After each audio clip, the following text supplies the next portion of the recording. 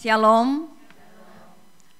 Saya mau mengawali khotbah pada pagi hari ini dengan sebuah pertanyaan. Pernahkah engkau tertipu dengan cinta? Pertanyaannya kok kayak gimana ya? Pernah nggak tertipu dengan cinta?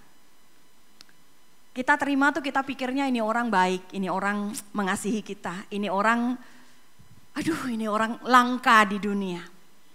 Buntut-buntutnya ternyata kita dimanipulasi. Buntut-buntutnya ternyata ada maunya. Buntut-buntutnya ternyata sebenarnya dia bukan mengasihi kita. Dia mengasihi dirinya sendiri. Ada banyak loh jenis orang model begini.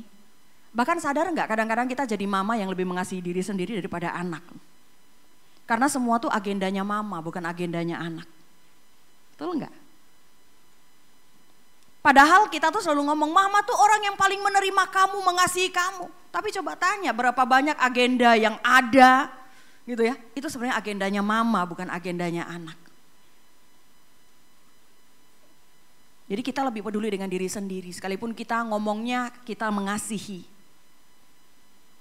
Karena kita sebagai anak-anak juga gitu kan. Kadang kita lebih mengasihi diri kita daripada mengasihi orang tua.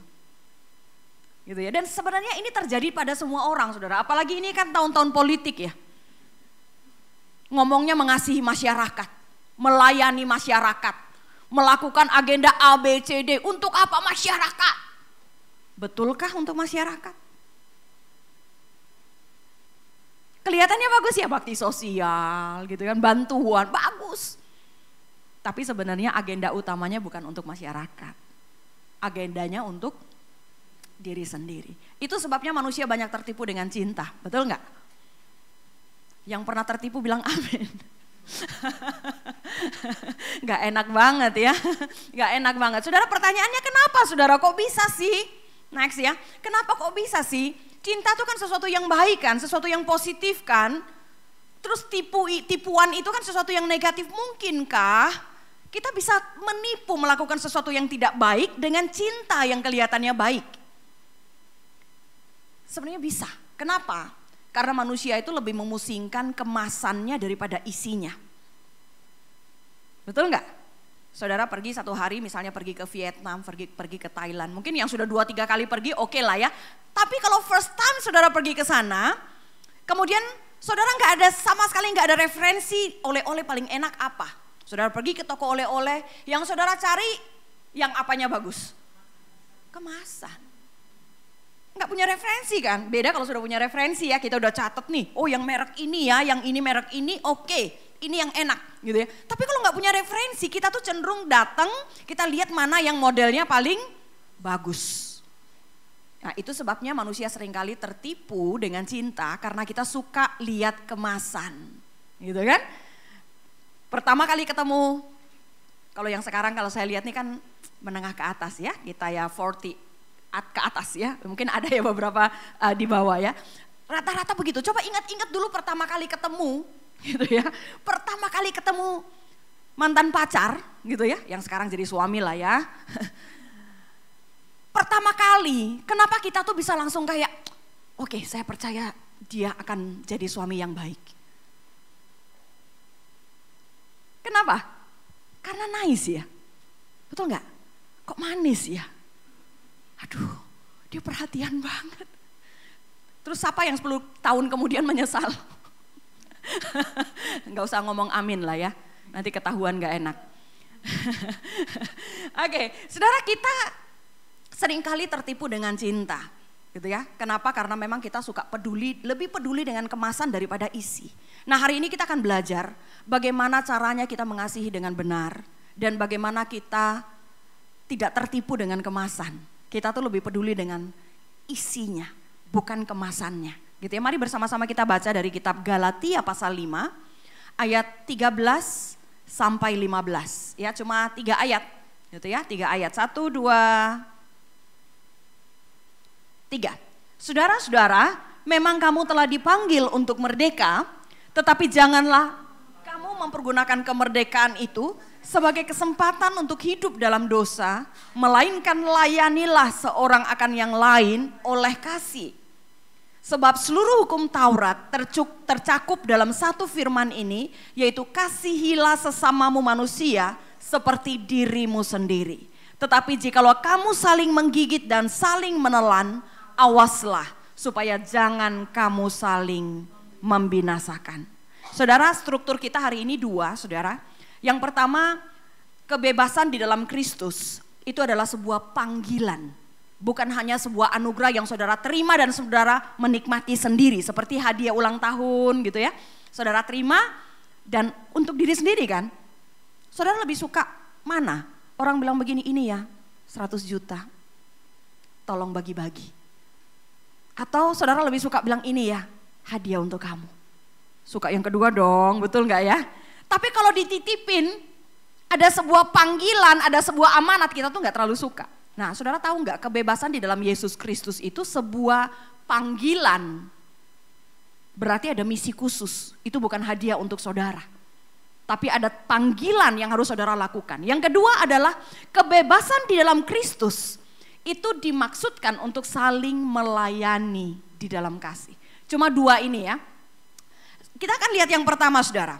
Kebebasan adalah sebuah panggilan ilahi. Tadi sudah saya sempat katakan, next. Kebebasan adalah anugerah atau panggilan. Saya udah sempat singgung ya. Kebebasan di dalam Yesus Kristus itu bukan hanya anugerah. Bukan hanya anugerah, artinya memang anugerah, tapi nggak hanya anugerah. Tapi itu adalah panggilan. Karena untuk masuk surga, untuk menjadi orang benar, saudara nggak perlu berjuang untuk benar. Karena sampai kapanpun saudara nggak bisa jadi orang benar dengan perbuatan baik kita. Amin. Saudara berjuang, saudara satu hari misalnya satu hari saudara rombongan nih ya, pergi ke satu kota begitu ya, kemudian aduh sudah malam. Wah, kalau modern begini agak susah ya. Tapi katakanlah tiba-tiba nyasarlah ke sebuah kota dan di situ hanya ada saya gitu ya. Saudara hanya ingat hanya ada Bu Novi yang saudara kenal gitu ya. Kemudian karena semua toko tutup dan segala macam, udah kita mampir di rumahnya Bu Novi aja. Udah semua udah kelaparan. Kemudian saya bilang begini, begitu masuk saya happy, saya bilang ayo mari masuk. Dan kemudian setelah masuk, saya bilang begini, saya tahu kan, ternyata ini semua baru dalam perjalanan, semua kelaparan, gak ada toko yang buka, gak ada restoran yang buka, gak ada apapun ya. Jadi akhirnya saya langsung, coba saya buka. Saya nyari di kulkas cuma ada telur.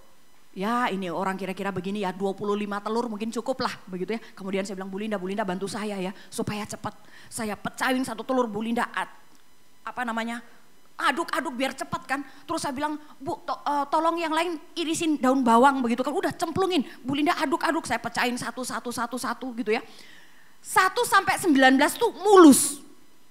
Pas yang ke-20 hitam. Bukan busuk lagi ya, hitam. Udah kadung masuk, udah kadung nyampur. Saya mau nanya, ini masih layak untuk dihidangkan atau enggak?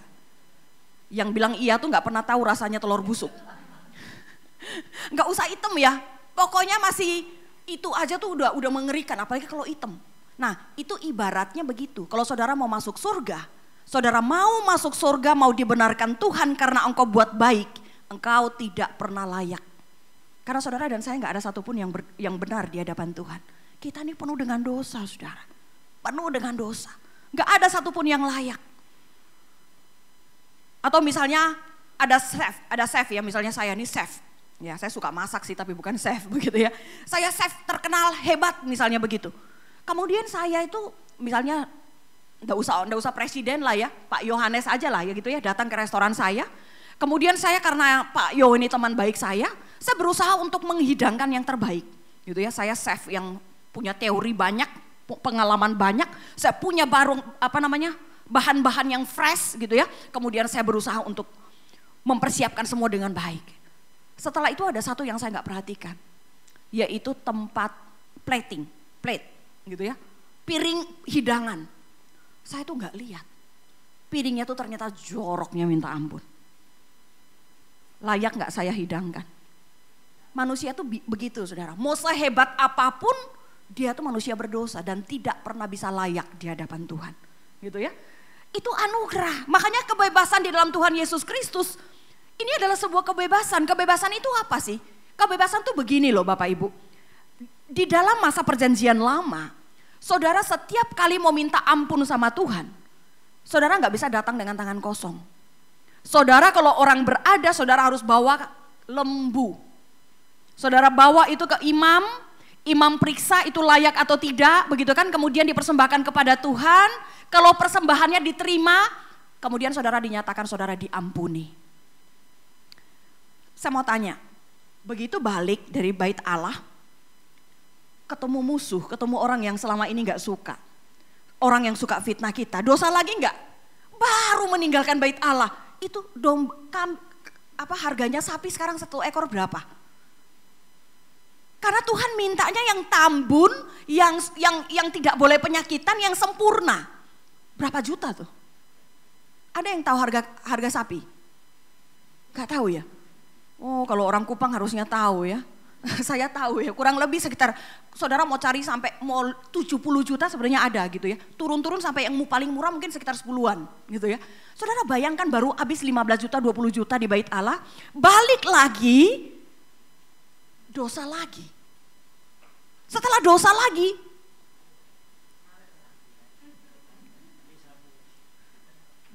habislah gitu ya.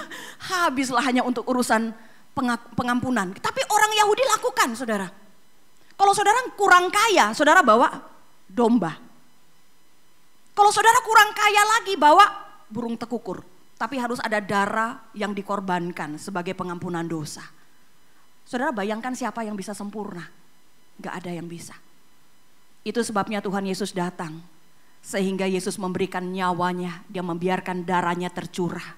Darahnya menjadi korban yang sempurna di atas kayu salib. Sehingga barang siapa percaya kepada Yesus, dia dibebaskan dari kutuk hukum Taurat. Sehingga hari ini ketika saudara merasa berdosa, saudara melakukan pelanggaran, saudara gak perlu bawa kambing domba, gak perlu bawa sapi. Saudara duduk berlutut, minta ampun sama Tuhan. Tuhan dengar. Itu artinya kebebasan di dalam Yesus Kristus. Saudara, kebebasan, kenapa Yesus, pertanyaan adalah kenapa Yesus mau membebaskan saudara dan saya? Kenapa Tuhan Yesus mau membebaskan saudara dan saya? Itu bukan sebuah hadiah saja. Kenapa? Karena ini penting loh saudara. Kalau banyak orang bilang begini, darah Yesus itu adalah anugerah. Saya setuju itu anugerah. Tapi jangan berhenti hanya sampai anugerah. Karena anugerah itu seringkali dilihat sebagai berakhir pada diri kita. Jadi ibarat itu sungai sampai kita stop. Enggak gitu ceritanya. Itu adalah sebuah panggilan. Ketika saudara terima kebebasan di dalam Yesus Kristus, berarti saudara dipanggil. Next, kita akan lihat. Saudara, kata dipanggil, saudara dipanggil itu pakai kata kaleo. Kaleo itu sebenarnya kata yang sama ketika dipakai untuk Harun di dalam Ibrani pasal 5, tetapi sebelumnya. Balik. Nah, ini ya. Di sini dan tidak seorang pun yang mengambil kehormatan itu bagi dirinya sendiri, tetapi dipanggil untuk itu oleh Allah seperti yang telah terjadi dengan Harun. Jadi Harun itu dipanggil sebagai apa ya? Ada yang tahu Harun itu siapa? Harun itu adalah seorang imam. Dia seorang imam. Dan untuk menjadi imam, kita gak bisa begini, kok kayaknya jadi imam keren ya, saya mau daftar gitu ya. Saya bikin CV gitu ya, siapa tahu aja gitu ya, saya dipanggil menjadi imam. Gak bisa begitu. Karena imam menjadi imam itu adalah panggilan, hanya keturunan Harun yang bisa menjadi imam. Nah saudara dan saya sekarang juga dipanggil pakai kata kaleo. Itu artinya bahwa saudara mendapatkan kebebasan di dalam Tuhan Yesus Kristus, tetapi tidak berakhir pada saudara. Saudara dipanggil untuk doing something for God. Saudara dipanggil untuk melakukan sesuatu bagi Allah. Oke, next kita akan lihat. Ya, jadi kalau Harun dipanggil untuk menjadi imam, saudara dipanggil untuk bebas, gitu ya. Tetapi kebebasanmu itu adalah sebuah amanat, gitu ya. Sebuah amanat. Amanatnya untuk apa? Next. Ya, jadi kita lihat di sini dulu gitu ya, nanti baru saya menjawab kebebasan itu terus untuk apa dong gitu ya. Nah kita lihat bahwa kebebasan itu bukan tujuan akhir ya. Keselamatan di dalam Yesus bukan tujuan akhir. Kalau sorga itu adalah tujuan akhir. Pertama kali saudara dan saya berkata, Tuhan Yesus aku percaya engkau sebagai Tuhan dan Juru Selamat, harusnya simsalabim saudara langsung masuk surga. Karena sorga tujuan akhir kan. Tapi sorga bukan tujuan akhir saudara. Kebebasan itu adalah sebuah nature, sebuah natur dari tugas yang baru. Gitu ya. Sebuah natur, artinya saudara bebas. Saudara sudah tidak diikat lagi dengan hukum Taurat, begitu ya. Tetapi ada sesuatu yang harus saudara lakukan. Next.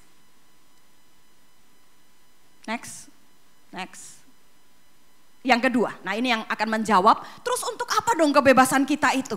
Gitu ya. Kebebasan itu untuk apa? Kebebasan itu adalah untuk saling melayani di dalam kasih. Kita akan lihat satu-satu ya. Next. Ya, saudara di dalam ayat yang ke-13 ya, tetapi janganlah kamu mempergunakan kemerdekaan itu atau kebebasan itu sebagai kesempatan untuk berbuat dosa. Ternyata orang yang sudah di dalam Yesus pun masih bisa menggunakan kesempatan itu untuk buat dosa loh saudara. Gitu ya. Masih suka pakai untuk buat dosa. Kadang-kadang yang itu tadi saya bilang, pura-pura baik sama orang padahal sebenarnya ujung-ujungnya untuk diri sendiri. Ujung-ujungnya untuk diri sendiri. Dan saudara dan saya kadang-kadang melakukan itu saudara. Kita kadang-kadang melakukan itu. Makanya di dalam New Living Translation bilang begini, don't use your freedom to satisfy your sinful nature. Kita seringkali memuaskan hasrat atau natur keberdosaan kita suka memuaskan itu melalui salib Kristus. Ini yang sebenarnya saya sebut juga dengan kita masih punya banyak berhala itu ya. Kita masih punya berhala. Saudara, saya khotbah begini bisa nggak? Manusia tuh terbiasa saudara menggunakan sesuatu yang baik. Hasilnya tuh sebenarnya untuk diri sendiri. Khotbah kelihatan kan baik ya. Khotbah kelihatan baik. Kelihatan saya gigih melayani Tuhan. Tapi berapa banyak hamba Tuhan yang melayani. Dia sebenarnya bukan tulus untuk memberitakan firman. Tapi dia sedang mau mengambil sesuatu untuk masuk di dalam hatinya. Dia membutuhkan apa? Pengakuan. Dia membutuhkan apa? Itu berhala loh saudara. Yang sedang dia beri makan. Kita melayani di depan tantangan loh. Mulai dari pianis, WL gitu ya. Kelihatan kita mati-matian untuk Tuhan. Saya mau tanya. Ketika kita melayani, betulkah itu menjadi seperti air yang mengalir untuk memberkati orang lain? Apakah sebenarnya ada sesuatu yang kita mau ambil dan memasukkan? Kita, saudara, seringkali menggunakan kesempatan untuk berbuat dosa. Kesempatan dalam daging. Gitu ya, memuaskan keberdosaan kita. Next, saudara. Next. Ya, jadi natur dalam dosa diri manusia bisa mengubah sesuatu yang baik itu jadi dosa. Kita beri persembahan, baik gak? Perpuluhan, baik gak? Kelihatannya baik. Untuk saya bilang baik, itu perlu lihat motifnya. Betul gak? Berapa banyak orang memberi persembahan, memberi perpuluhan, tapi ada maksud yang lain. Kenapa? Supaya Tuhan memberkati berlipat kali ganda. Saudara, berarti saudara memberi persembahan kepada Tuhan, buntut-buntutnya bukan untuk Tuhan. Buntut-buntutnya ini hanya sekedar mancing supaya dapat yang lebih besar. Menjadi berdosa kan? Sesuatu yang baik loh saudara. Saudara kenapa mau jadi istri yang baik? Jadi istri yang baik susah gak saudara? Yang benar. Jadi istri yang hormat kepada suami susah gak? Suami, jangan biar adil ya. Suami-suami, untuk mengasihi istri seperti Yesus mengasihi jemaat susah gak? Susah ya, susah. Tapi tetap lakukan kan? Tetap lakukan. Pertanyaannya, betulkah itu karena ekspresi hormatmu kepada Tuhan? Atau karena engkau takut kehilangan? Nanti kalau dia kabur gimana? Nanti kalau dia stop kasih uang gimana? Jadi dosa, natur dosa dalam diri manusia itu suka membuat sesuatu yang kelihatannya baik jadi dosa. Gitu ya. Pelayanan ya, bakti sosial, penanggulangan bencana, penanggulangan kemiskinan, kelihatannya semua baik. Kelihatannya ini tindakan-tindakan yang baik. Kelihatan banyak orang berjuang bagi masyarakat. Tunggu dulu. Kita lihat satu motivasinya, yang kedua dia dapat apa habis itu. Selama orang belum beres dirinya dengan Tuhan, dia selalu melakukan semua yang baik tetapi untuk dirinya sendiri. Saya ulangi sekali lagi. Selama dirinya belum utuh di dalam Yesus ya. Semua yang dilakukan yang kelihatannya baik hanya berakhir pada diri sendiri. Next, saudara. Next. Ada sebuah kata yang hilang sebenarnya dalam bahasa Indonesia, saudara. Di dalam Galatia pasal 5 ayat 13 versi NIV. Jadi kalau saudara lihat ya dalam bahasa Indonesia tuh layanilah seorang akan yang lain. Kita tahu ya itu berarti apa? Saya layani saudara, saudara layani saya. That's it. Gitu kan? Tapi kalau di dalam NIV, saudara serve one another humbly in love. Humbly-nya hilang. Padahal humbly ini di dalam bahasa next. Kita lihat humbly-nya ini saudara. Next. Ya, kata layanilah, saling melayani gitu ya. Humbly atau rendah hati. Itu muncul di dalam bahasa Yunani itu dari kata doulos. Saudara tahu doulos ya? Doulete. Itu sebenarnya dari doulos, artinya itu hamba. Jadi sebenarnya yang mau dikatakan itu adalah sebenarnya kita itu harus saling melayani satu dengan yang lain sebagai hamba. Kita tuh saling melayani, nggak hanya saling melayani, sebagai hamba. Saudara, ini menurut saya ini anti mainstream, saudara. Kenapa? Karena di dalam perjanjian lama, ya dunia perjanjian baru kita juga baik mau ngomong apa, Yunani, Romawi, Yahudi. Ini 3 budaya yang sangat akrab dengan yang namanya doulos, yang sangat akrab dengan yang namanya budak. Nah, Indonesia nggak kenal budak ya. Indonesia paling-paling asisten ya. Asisten rumah tangga begitu ya. Tapi kita nggak beli orang, betul nggak? Kita nggak beli orang. Jadi kita tuh nggak terlalu tahu ya budak itu seperti apa sih. Tapi kalau di dalam dunia perjanjian baru mereka tuh paham budak itu seperti apa. Budak itu dia tidak punya hak untuk menuntut hak. Dia hanya selalu punya kewajiban untuk melayani tuan. Bos nggak pernah, doulos nggak bisa bilang begini. Ih, bosku tuh loh nggak kena itu. Bos, aku capek istirahat sedikit ya. Gak bisa saudara, gak bisa. Budak itu tuh gak pernah bisa bantah sama tuannya. Gak bisa bantah saudara. Nah di dalam bagian ini, kalau dulu itu kan berarti satu arah ya. Budak kepada tuan. Gak ada tuan kepada hamba, gak ada. Nah tetapi dalam bagian ini, kita diperintahkan. Kebebasan yang Yesus kasih bagi saudara dan saya, itu harus dipakai untuk saling melayani sebagai hamba satu dengan yang lain. Wow, saudara, menurut saya ini keren banget. Ini keren banget. Dan saudara, dalam konseling pranikah yang biasanya saya sampaikan, saya tuh selalu ngomong kepada pasangan-pasangan yang akan menikah. Saya berkata bahwa suami jangan pernah menuntut istri apapun. Tuntutlah dirimu untuk terus mengasihi istrimu. Yang istri jangan pernah menuntut suamimu apapun. Kamu harus tuntut dirimu sendiri untuk menghormati suamimu. Saudara, bayangkan berkumpulnya 2 orang yang tidak pernah saling menuntut, tapi selalu menuntut diri sendiri. Itu betapa luar biasanya. Indah banget kan ya? Indah banget saudara. Stop untuk tuntut suami. Stop untuk tuntut istri. Tuntut dirimu sendiri untuk melakukan yang maksimal yang bisa kamu lakukan. Itu saling melayani humbly. Gitu ya. Itu yang saling melayani sebagai hamba. Di dalam gereja saudara. Adakah saudara tidak menuntut orang lain? Saudara tidak tuntut gembala sidang, saudara tidak tuntut istrinya, saudara tidak tuntut pengurus, saudara tidak tuntut, saudara tuntut dirimu untuk menjadi seorang hamba Tuhan, seorang anak Tuhan yang berkontribusi bagi pelayanan. Stop saling menuntut. Biasanya yang jadi bikin ricuh, yang bikin masalah tuh karena saling menuntut. Gitu ya. Di dalam bagian ini kita disuruh untuk saling melayani sebagai hamba satu dengan yang lain. Dan ini adalah sebuah misi pembebasan. Ini misi pembebasan Yesus Kristus bagi kita. Jadi kalau ditanya kenapa Yesus mau membebaskan saudara dan saya, tujuannya supaya kita saling melayani sebagai hamba. Firman Tuhan yang bilang begitu. Gitu ya, firman Tuhan yang bilang begitu. Saling melayani sebagai hamba. Next, saudara.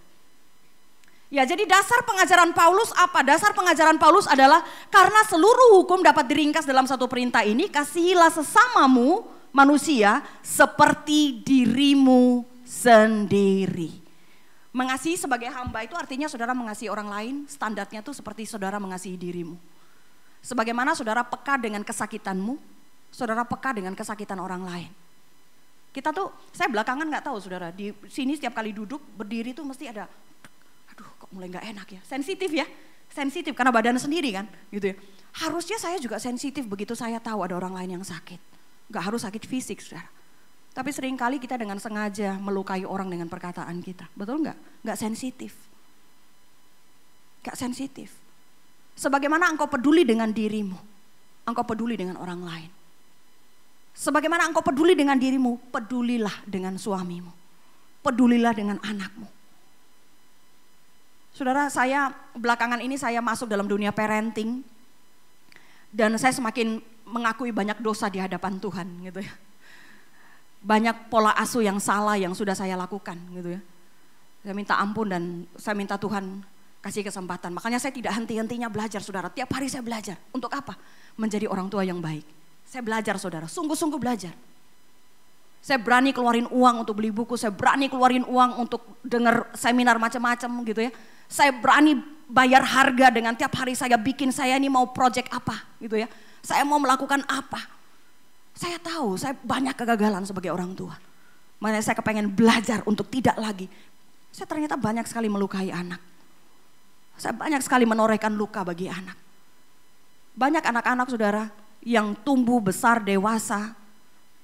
Mereka tidak terlalu bisa efektif. Kenapa? Karena mereka punya luka-luka masa lalu. Mereka punya trauma-trauma masa lalu. Dengan orang tua, dengan mama, melalui apa perkataan, kata-kata. Kita tuh kadang gak mikir panjang. Karena memang betul ya, menjadi orang tua kan gak ada sekolahnya ya. Betul, punya anak gampang sih, iya kan? Ya ngikutin aja tuh tradisi gitu kan, udah punya anak. Tapi jadi orang tua gak ada sekolahnya. Tapi kalau kita di dalam Yesus Kristus gitu ya, saya pikir mari kasihi anak seperti dirimu sendiri. Kita peduli dengan perasaan kita. Berapa banyak orang tua ngomong tuh peduli perasaan anak. Kadang-kadang kita nggak peduli ya, ngomong aja gitu loh. Saudara, jadi mengasihi orang lain itu seperti diri sendiri. Next. Ya, jadi kasih tidak hanya bicara tentang perbuatan ya atau kemasan. Karena banyak perbuatan mulia namun dimanipulasi untuk kepentingan diri sendiri. Jadi mulai sekarang belajar untuk mengasihi orang lain. Tapi sekali lagi ingat baik-baik, kasih itu bukan sebuah manipulasi. Ketika saya bilang saya mengasihi suami saya bilang saya mengasihi anak saya mengatakan bahwa saya mengasihi jemaat saya, itu bukan sebuah manipulasi. Jadi diri saya sudah harus utuh dulu di dalam Yesus. Sehingga kasih yang saya beri itu kasih yang mengalir jauh dan menghasilkan kemuliaan kembali kepada Tuhan. Bukan saya mengalirkan kasih saya kepada suami saya, buntut-buntutnya saya kepengen suaminya balikan ke saya. Kapan ke Tuhannya? Jadi arahnya itu siklusnya adalah saya ke suami, suami ke saya. Saya ke suami, suami ke saya. Gak sehat, saudara, lama-lama busuk airnya. Harusnya saya mengalirkan kasih kepada suami, suami memuji kebesaran Allah karena Allah begitu baik memberikan dia istri yang baik. Dan Allah memberkati saya, gitu ya. Harusnya begitu, saudara, tulus. Tapi berkat Allah ini kan sesuatu yang otomatis Tuhan kasih, bukan sesuatu yang kita harapkan kan. Saya mengasihi anak dengan tulus. Saya perlakukan dia sebagai manusia yang utuh. Saya mengasihi dia dengan utuh. Dan biarkan anak yang berkata kepada Tuhan, terima kasih untuk mamaku Tuhan. Kemuliaan untuk Tuhan. Dan Allah akan memberkati kita lagi. Siklusnya itu kepada Allah. Berapa banyak manusia yang melakukan kebaikan, itu mengharapkan balik lagi ke dirinya. Kita sering kali gitu, saudara. Kalau ini yang terjadi berarti dirimu sebenarnya belum utuh di dalam Tuhan. Next. Mengasihi orang lain dengan standar atau cara yang sama seperti kita mengasihi diri. Oke, next. Ya, jadi perbuatan daging dan kasih itu sebenarnya bukan pilihan ya, saudara ya. Jadi di dalam Yesus Kristus setelah Yesus membebaskan saudara, saudara bukan dikasih pilihan mau perbuatan daging atau mau perbuatan baik, nggak bisa. Ya, nggak bisa. Ini bukan, kalau saudara sudah dimerdekakan di dalam Kristus, ada tandanya pasti hidup dalam kasih. Gitu ya. Kalau saudara masih hidup dalam perbuatan daging, tandanya saudara masih dalam perbudakan dosa. Gitu ya. Jadi apa yang sekarang ini menguasai saudara? Kasihkah atau perbuatan daging? Sinful nature yang sedang menguasai kita. Gitu ya. Kalau saudara sudah dimerdekakan oleh Yesus, mari kita belajar hidup di dalam kasih, saling melayani as a servant, gitu ya, seperti seorang hamba. Next. Kasih adalah berbagi kepenuhan kita di dalam Kristus. Tetapi perbuatan daging adalah keinginan untuk mengisi kekosongan kita. Kalau saudara sudah utuh di dalam Yesus Kristus, saudara mengalami kepenuhan. Ya, kalau kepenuhan itu kapan kita bilang penuh sih saudara? Saya punya botol minum ya. Botol minum, kapan saya bilang botol itu penuh? Kalau sudah nggak ada ruang kosong ya. Kalau saudara tuangkan itu gitu ya, kapan saya bilang penuh? Itu ketika sudah mulai menetes keluar gitu ya. Itu baru namanya kepenuhan. Kalau masih ada 1 senti berarti belum penuh. Itu belum kepenuhan gitu ya. Kalau kepenuhan itu berarti ada yang mengalir keluar. Kalau saudara mengalami kepenuhan Yesus, jadi gini saudara, di dalam diri saudara dan saya, itu ada sebuah kekosongan yang hanya bisa diisi oleh Yesus Kristus. Kalau saudara isi itu dengan prestasi, saudara akan terus mengalami kekosongan. Saudara isi itu dengan uang, saudara akan tetap mengalami kekosongan. Saudara isi itu dengan kebanggaan, ya, achievement, atau saudara isi dengan apapun seumur hidup saudara, lubang itu tetap akan lubang. Kekosongan itu akan tetap kosong sampai Yesus masuk dan memenuhi saudara. Selama saudara penuh, maka saudara bagianmu adalah mengasihi. Biarkan kasih itu mengalir keluar tanpa menginginkan dia kembali. Gitu ya. Biarkan kasih itu tulus keluar kepada suamimu. Biarkan kasih itu tulus keluar kepada istrimu. Biarkan kasih itu tulus keluar kepada anakmu. Biarkan kasih itu tulus keluar kepada orang banyak. Supaya mereka mempermuliakan Bapamu di surga. Kalau hidupmu sudah penuh di dalam Yesus Kristus. Tapi kalau saudara masih punya kekosongan dalam dirimu, mungkin saudara bisa kelihatan orang yang baik. Berbagi sesuatu, melakukan ini, melakukan itu. Tapi buntut-buntutnya itu sebenarnya sebuah tindakan pengisian kekosongan. Kalau saudara masih utuh dalam Yesus, saudara bisa nggak buat baik? Bisa nggak pelayanan? Bisa pelayanan. Bisa khotbah seperti saya? Nggak bisa khotbah. Tapi sebenarnya khotbahmu itu hanya sebuah alat manipulasi supaya mendapatkan pengakuan dan saudara isi lagi kekosonganmu. Kapan itu penuh? Gak akan penuh. Karena itu hanya bisa penuh ketika Yesus memenuhi. Jadi sekali lagi kasih adalah berbagi kepenuhan kita di dalam Kristus. Tetapi perbuatan daging adalah keinginan untuk mengisi kekosongan kita. Jadi kita melihat sekarang ya, jangan terjebak dengan kemasan. Saudara juga ketika berbuat baik harus tanya why, kenapa saudara buat baik?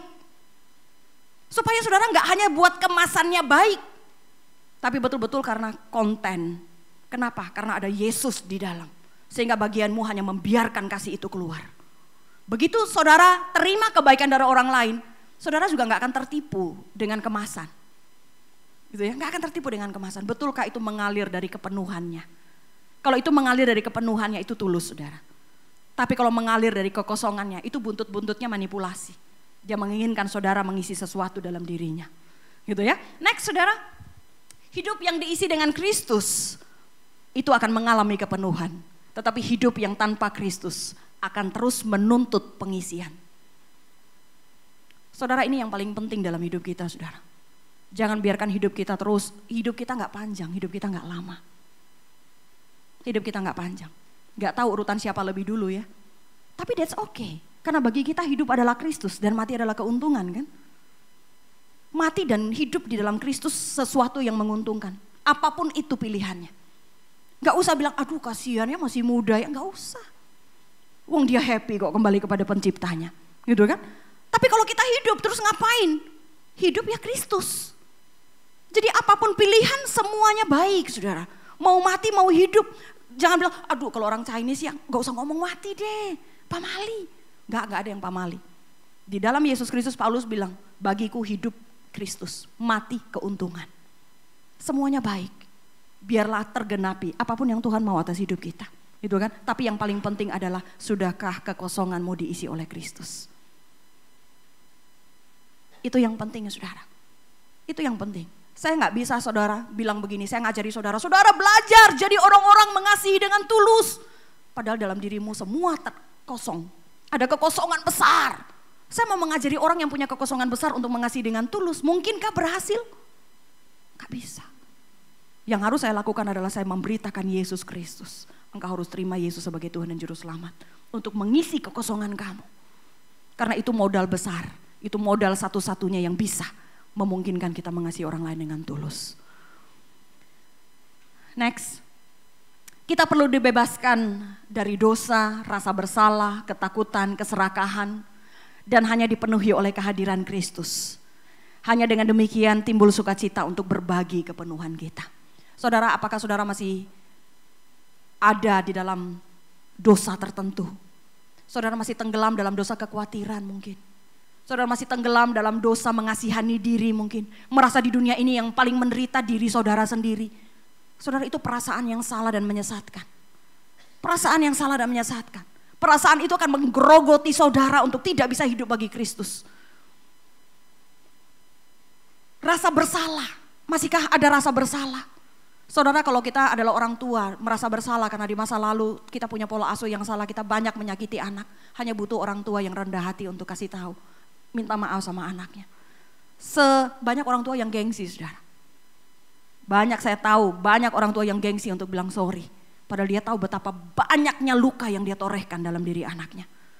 Dan dia selalu ngomong, mana ada mama dalam dunia ini yang tidak mencintai anak.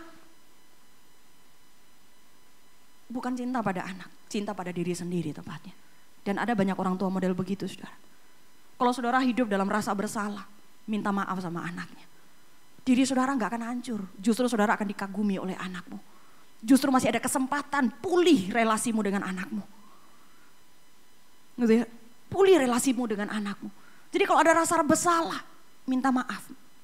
Minta maaf kepada Tuhan, minta maaf kepada orang-orang yang saudara buat salah. Gitu ya.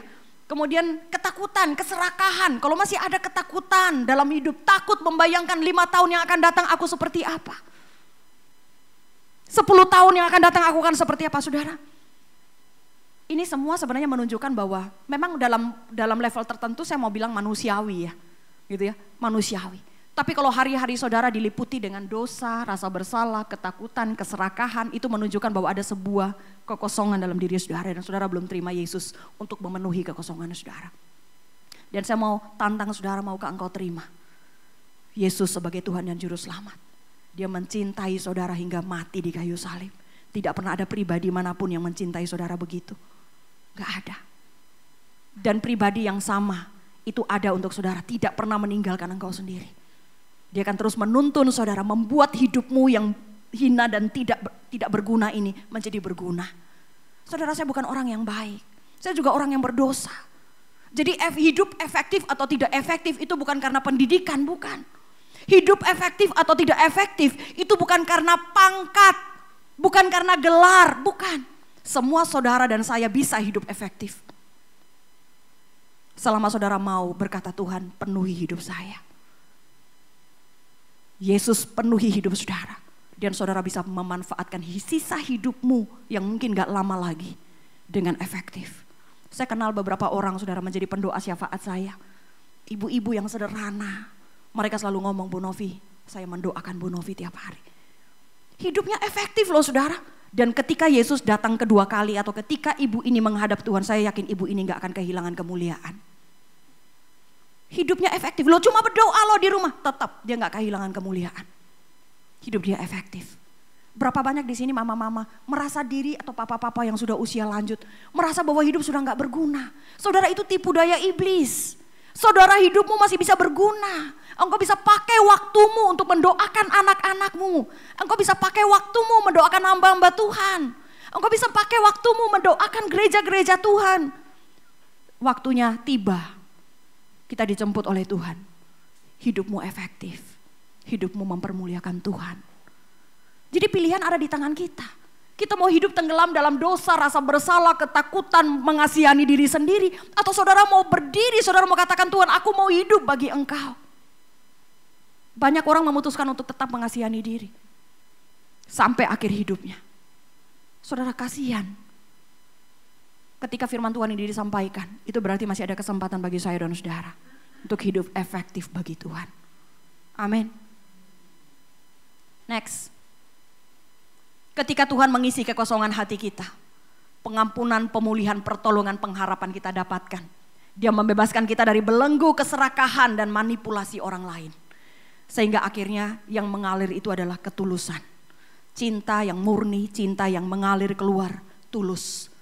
Gunanya apa? Kita rindu banyak orang percaya Yesus. Kita rindu banyak orang memuji Yesus. Karena apa? kasih kita kan mengalir keluar. Tanpa manipulasi, gak ingin kembali. Jadi biarkan dia memuji Tuhan dan kembali kepada Tuhan. Next. Terakhir peringatan, tetapi jikalau kami saling menggigit dan saling menelan, awaslah supaya jangan kamu saling membinasakan. Kenapa ini perlu ditaruh di bagian akhir ya? Kayaknya udah bagus tadi gitu ya, dikasih di terakhir. Artinya begini, kalau saudara sudah mengalami kepenuhan di dalam Yesus, saudara pakai kesempatan itu bukan untuk saling melayani sebagai hamba, tapi saudara pakai kesempatan itu untuk saling menggigit, saling menelan. Saudara waspada dengan hati loh saudara. Karena kita semua ini akar persoalannya ada di hati kan ya. Jadi hati-hati dengan hati. Ya begitu setiap kali lihat orang lain hati mulai, gak gini. Harus sadar gitu loh, aduh Tuhan ampuni, ini gak beres nih, gak beres gitu ya. Mulai, jadi waspada dengan hati gitu loh. Kenapa? Kalau gak waspada dengan hatimu, pasti jatuhnya saling menggigit, saling menelan. Dan buntut-buntutnya apa? Saling, kalau dalam bahasa Inggris sih bukan saling membinasakan, tapi saling menghancurkan. Gitu ya, saling menghancurkan. Kalau saudara tidak berawas-awas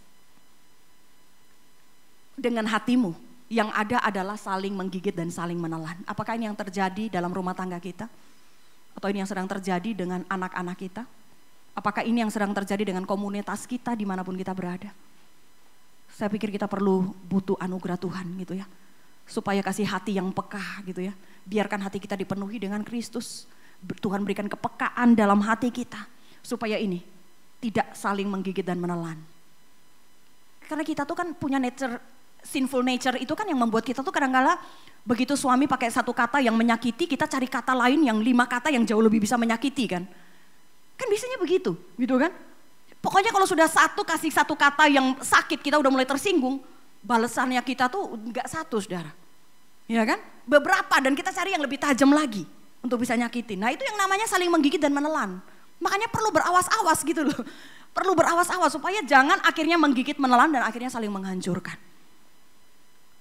Kita sudah dibebaskan Kristus, tapi ternyata masih mungkin terjadi. Makanya firman Tuhan ini ngomong gitu ya, jangan melakukan ini. Berarti kita masih mungkin kok mengisi kesempatan yang ada. Tuhan sudah bebaskan, tapi kita mau isi dengan apa? Tergantung komitmen saudara. Saya berharap saudara dan saya itu mau berkata bahwa Tuhan, hidup saya nggak panjang, hidup saya nggak lama.